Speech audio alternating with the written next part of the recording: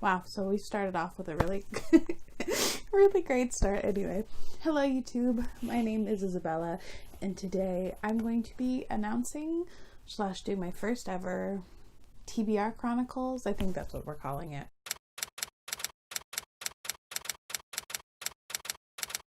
I have not planned anything really going on this video. We're flying by the seat of my pants. Usually I have my content really planned, so this is going to be tough for me. For honestly a year, I've been wanting to come up with some sort of version of some sort of game to help guide my TBR and for me to continue to read the books off my shelves. I came up with the name like TBR Chronicles months ago, and I was trying to figure out which way I can do it that would best work for me. And so essentially, at least for the first 6 months of this year, I've started off with a good old TBR wheel that's going to help me choose the books I want to read. Credit where credit is due. I will leave everyone linked down below where I've gotten any sort of inspiration or borrowing from any part of it. Cody's Book Corner, obviously she was the first one who originated the TBR wheel. This is by no means not a new concept, but it's just going to be something that I'm going to cater and work for myself. Essentially, I'm just going to spin the wheel 7 times. I have a stack of prompts that I've been working on, and we're going to help choose my TBR. There's no like real long rules for this game. You spin it, you read it, and I haven't quite determined a punishment yet. I'll probably make like a little punishment TBR jar, but that has not been completed.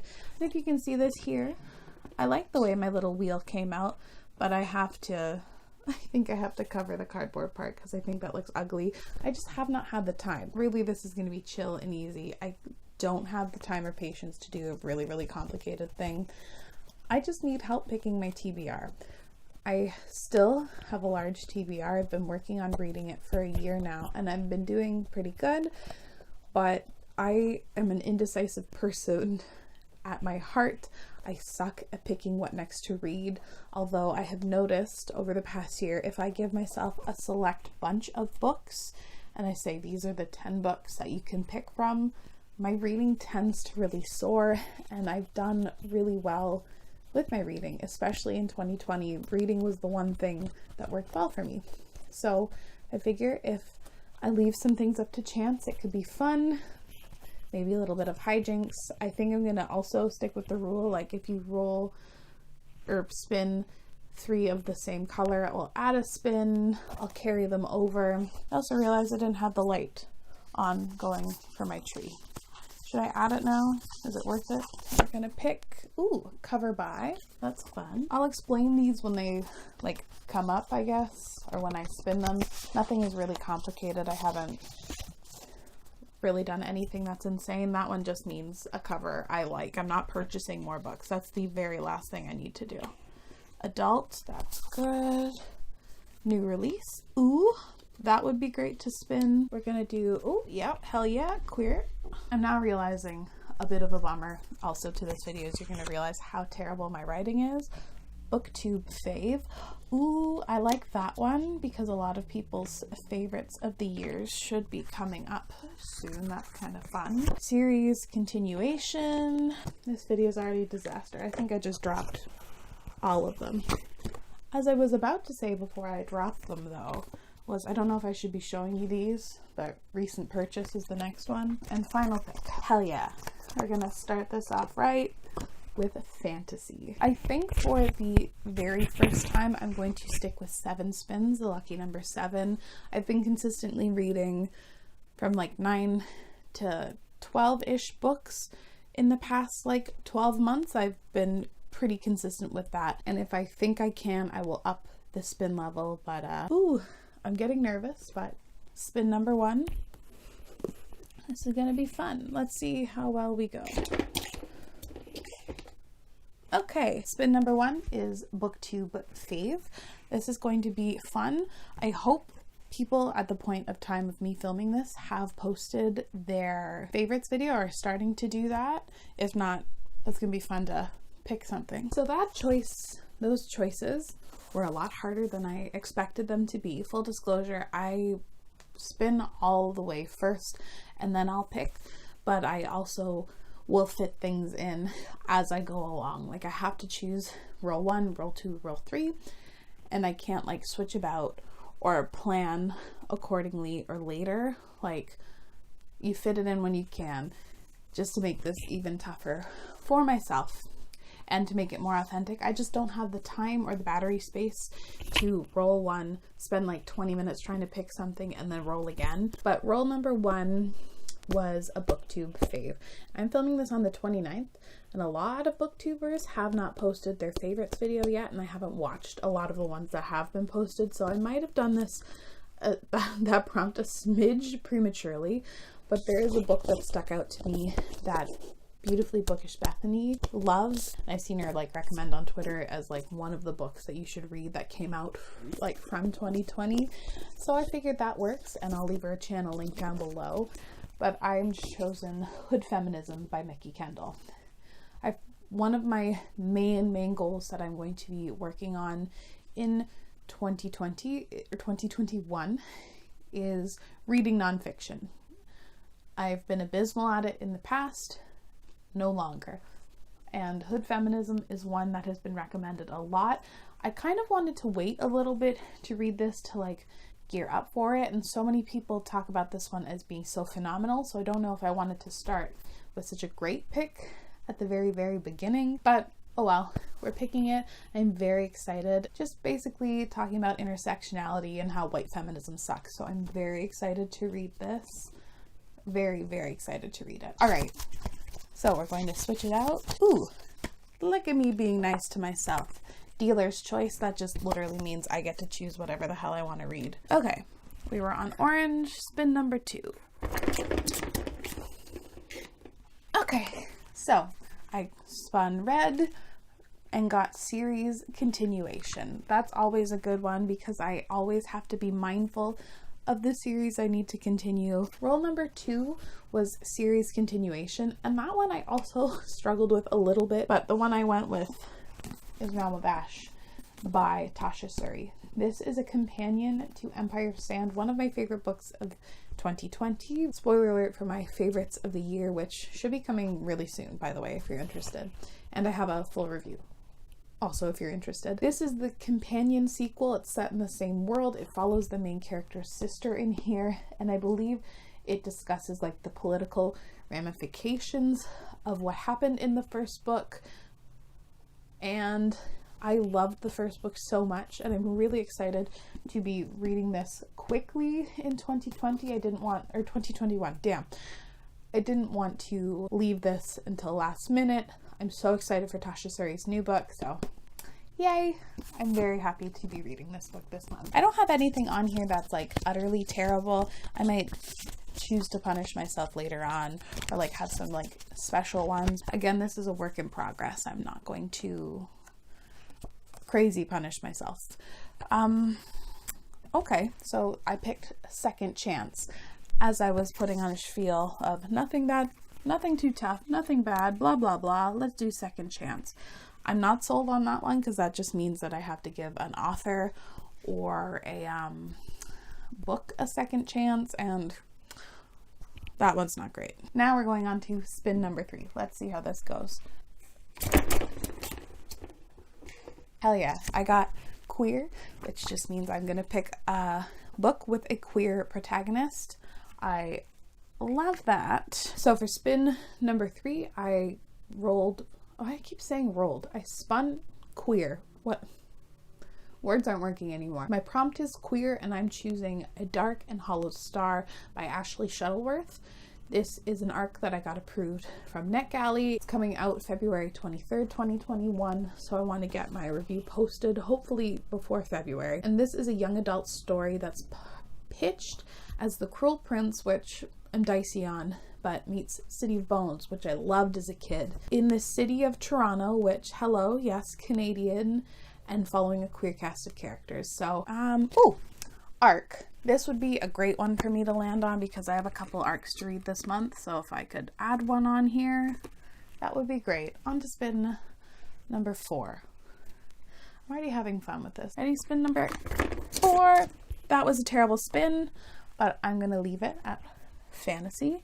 Yay! Fantasy is my favorite genre. I will never complain about getting fantasy. For spin number 4, I got fantasy, and this one, it's almost like too broad of a choice, so I sat there for a little while agonizing over what I'm choosing, and then I finally settled on Eye of the World by Robert Jordan. I finally am going to start the Wheel of Time series. I intended to do it for basically all of last year and just didn't do it, and I never like bit the bullet and bought it. So I have it on hold at my library, so it should be coming in this month, and if not, I have the audiobook on hold. I wouldn't mind going between the two of them as well.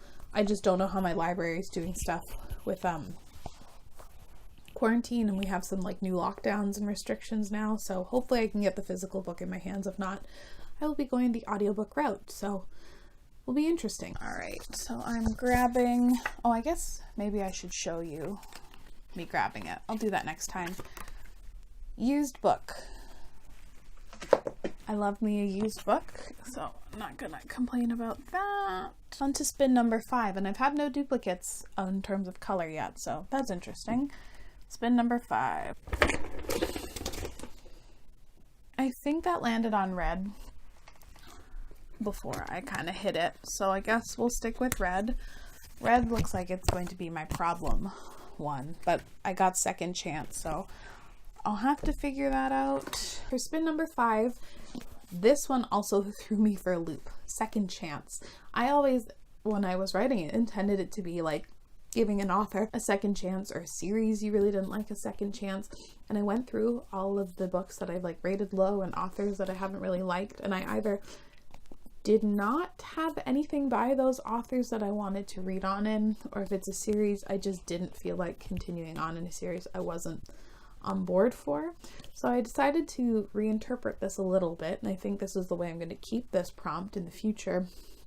But to do a book that I want to specifically give a second chance to, that I've read in its entirety.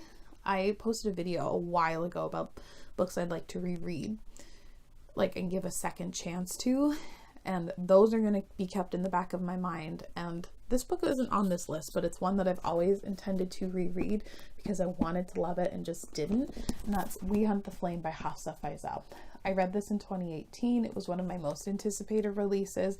I was so disappointed by it, but I also acknowledge that like my mood, I wasn't super in the mood for it, but I was also trying to rush it because I was going on like a little weenie vacation, and I didn't want to leave this like halfway through, so I really rushed through it. I know I have access to the audiobook via my library, so I'm going to take that out as well, and I'm going to take my time with it, hopefully I enjoy it more. And if I do, then I will read the sequel, which is I think coming out sometime in January.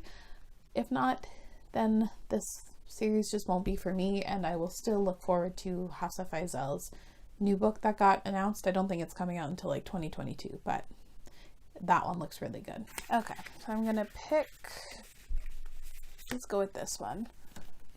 Audiobook, cool. Never complain at getting an audiobook. Although, do I want to spin red already and have 3 in one go? No thanks. Ready, and this one is Recent Purchase. Spin number 6 is Recent Purchase, and this one I got annoyed with because hood feminism would have like been perfect for that, and I could have chosen another like Booktube Fave instead, but of course that's the way the cookie crumbles.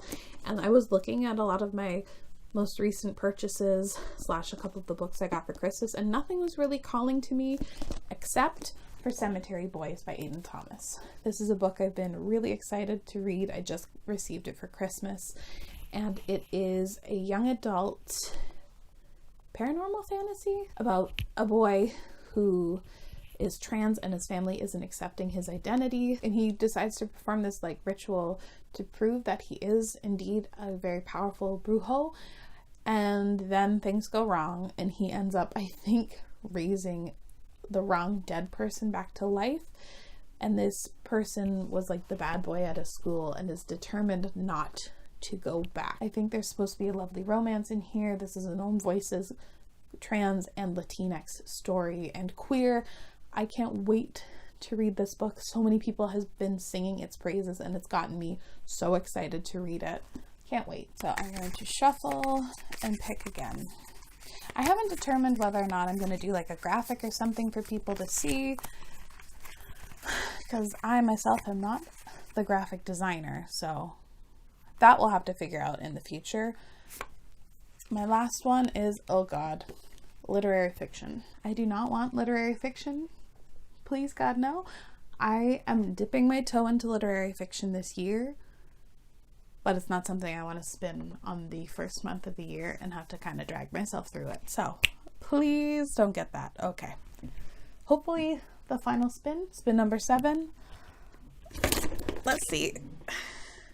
All right, so the final one is cover by, which is exciting. And to explain it again, it just means a book that I like the cover, or I bought it in part because of the cover.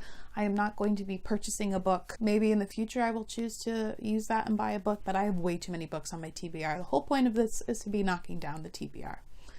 So, number 7, cover by. So for spin number 7, I got cover by, and I'm very glad I'm able to squeeze this book onto this list, and that is Love is a Revolution by Renee Watson. This is an ARC that I got approved for a while ago on NetGalley, so I gotta get to reading it. And it was the cover that actually initially drew me to requesting it on NetGalley. It was kind of on a whim. This is a young adult contemporary story that follows a plus-size Black girl living in New York. She kind of doesn't know what she wants to do with her life. She is surrounded by friends who are like really like socially conscious, and she doesn't know if she really wants to be that way. But then she meets a boy who is a part of this like socially conscious group, and she kind of tells a couple small lies that get away from her, and they find themselves getting closer and closer and in a relationship, and these lies are about to like blow up in her face. I've seen some really good buzz about it online. I'm really excited to give it a shot. I've been intending to read books by Renee Watson for a while. I've just never gotten my hands on a copy of any of her work, so I'm just excited to read this one, and I love this title. This has to be one of my favorite book titles that I've ever had before, or like come across in my life. I love this title. I think it's wonderful. I can't wait to read the book. So that is it for the books that I chose. I wonder if this video kind of got away from me at all, because looking at it, I only have 3 books that I'm reading off my TBR. Another one is a reread, and then others are for my library or NetGalley. So this is going to be a very interesting balance to walk. Thank you so much for watching and sticking it out with me today though, because this is a work in progress. I have to learn how to film and do all this kinds of stuff, but I really appreciate it. Thank you so much for watching. Stay tuned for the next one, and I will see you again very soon. Bye.